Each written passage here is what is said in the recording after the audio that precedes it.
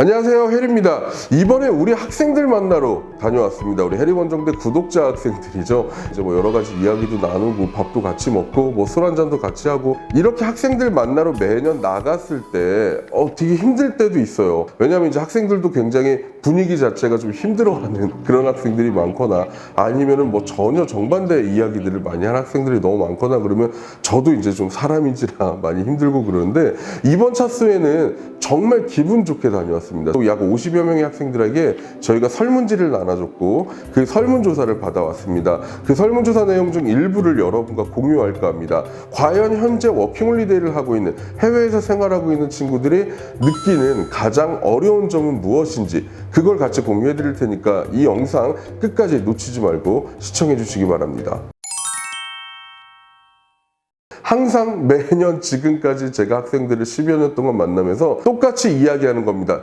일자리 구하는 게 어려워요 라는 이야기를 많이 합니다. 당연히 일자리를 구하는 게 어려울 수밖에 없을 것 같아요. 지금은 감히 장담컨대 여러분, 제가 봐왔던 약 10년 기간 동안 가장 여러분들이 그래도 일자리를 구하기 쉬운 시기입니다. 저희는 기존부터 봐왔던 여러 가지 통계라든가 학생들의 이야기라든가 이런 것들을 전부 가지고 있죠. 10년치의 내용들을 저희가 쭉 지켜보다 보면 그래도 현재가 가장 쉽습니다. 근데 왜 일자리를 구하기 어렵다고 이야기를 할까? 학생들이 이번에 만나보니까 대부분 CT잡을 선호합니다. 그리고 또 실제로 CT에서 일을 하고 있고요. 근데 간지 얼마 안 되거나 혹은 나는 공부를 하나도 안 해요. 그러니까 언어가 안 되죠. 언어는 안 되는데 CT잡을 하고 싶어요. CT잡이라는 건 뭐예요? 결국 시내에서 있어야 되는 거고 식당이나 레스토랑이나 카페고 여기서 일을 해야 되는데 영어가 안 돼요. 그럼 당연히 면접의 기회조차 제대로 주어지지가 않겠죠. 가게 앞에 가면 사람 구한다고는 다 붙어 있지만 정작 나에게 일이 돌아오지 않다 보니까 내가 힘이 더 많이 빠지는 상황이지 않나 싶습니다. 그 다음으로 이야기 드리고 싶은 건요, 높은 물가입니다. 물가가 굉장히 높아요. 저는 진짜 깜짝 놀랐는데요. 제가 이번에 출장을 가면서 영국이랑 아일랜드랑 그리고 우리 학생들이 있는 스페인이랑 이렇게 갔다 왔는데 가는 길에 제가 프랑스 파리를 들렸었거든요. 깜짝 놀랐습니다. 제가 과거에 북유럽의 물가가 높다고 했지만 지금 프랑스의 물가는 이보다 훨씬 더 높다라고 이제 체감이 될 정도로 높습니다. 근데 다만 이게 프랑스의 문제일까요? 아니겠죠. 뭐 영국이든 뭐 아일랜드든 하다못해 물가가 비교적 싸다고 하는 스페인조차도 지금 물가가 많이 높은 편입니다. 그렇다 보니까 현지에서 일자리를 구해서 사는 친구들도 물론 어려움이 있겠지만 도착한 지 얼마 안 된 친구들 혹은 우리가 워킹홀리데이든 어학연수 간다고 다 일하는 거 아니거든요. 일하지 않고 거기서 지내는 친구들의 숫자도 굉장히 많아요. 그 친구들 같은 경우는 우리의 원화의 가치가 좀 상대적으로 낮다고 느끼죠. 왜?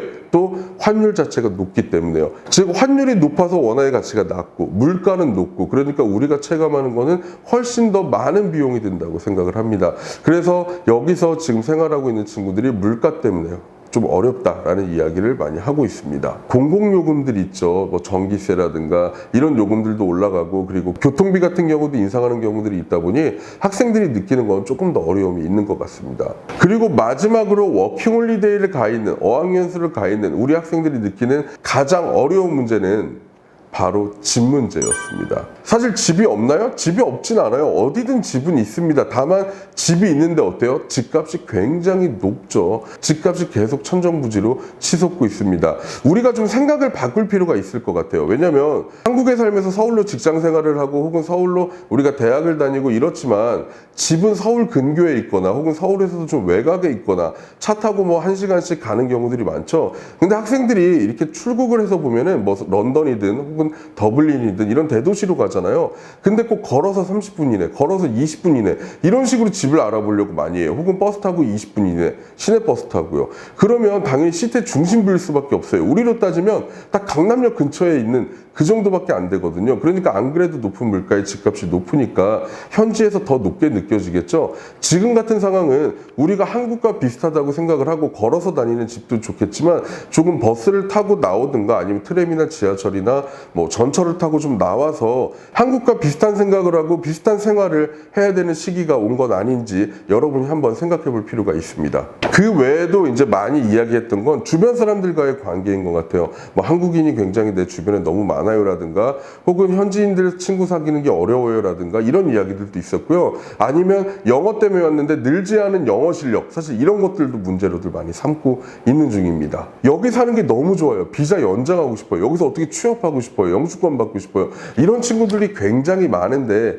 이런 친구들은 어떤 친구들이겠어요? 일자리를 구해서 적당한 집에서 그리고 적당한 주변 사람들이 잘 갖춰져 있는 사람들은 너무 살기 좋다라고 하는 건 아닌지 모르겠습니다. 자, 결국 우리가 해외 생활을 하다 보면 학생들이 첫 번째로 갖춰야 되는 건 일자리나 집이나 이런 것도 있겠지만 언어가 돼야 여러분들이 좋은 집도 구하실 수 있을 거고요. 그리고 좋은 일자리도 구할 수 있을 거고요. 그리고 좋은 친구들도 만날 수 있으니 꼭 출국하는 국가의 언어부터 준비하셔서 출국하시기 바랍니다. 지금까지 해리였고요. 조만간 저는 이제 또 우리 학생들 만나러 뉴질랜드로 날아갑니다. 거기서 또 많은 학생들의 이야기를 담아 올 테니까 잊지 마시고 저희 해리원정대 구독과 알림 설정 꼭 해주시기 바랍니다. 지금까지 해리였습니다. 감사합니다.